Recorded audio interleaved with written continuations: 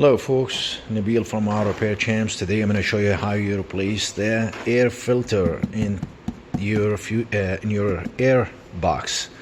Got a new filter here, and I'm going to show you what you need to do to get this removed and put a new one in. So what you need to do is get yourself a size T25 Torx. There are 6 screws here to remove this air box cover. 1, 2, 3, 4, 5, 6.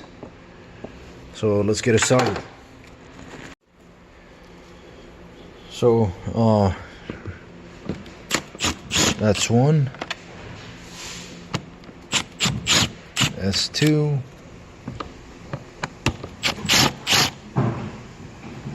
3, 4, 5, 6. Some people would go ahead and unplug this. It's really not necessary to go ahead and unplug the mass airflow sensor connector, but what you need to do so you don't lose those screws, go ahead and just make sure they are lifted all the way. You don't have to remove them, they won't be removed. So just lift them so they're not stuck. So yeah, you don't have to remove any of this stuff here to remove the air box. You just need to pull it that way to the driver's side and just lift it up. Okay, once it's up, you can see the air box. Go ahead, pull this out, and the other one is gonna go just exactly like this one here. It's gonna go in. So this is, as you can see, a little bit dirty, and you're gonna just slide this one in just like that.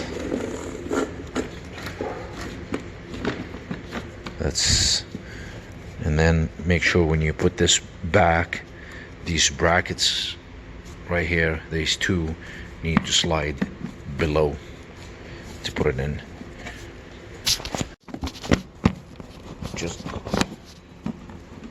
Just like that.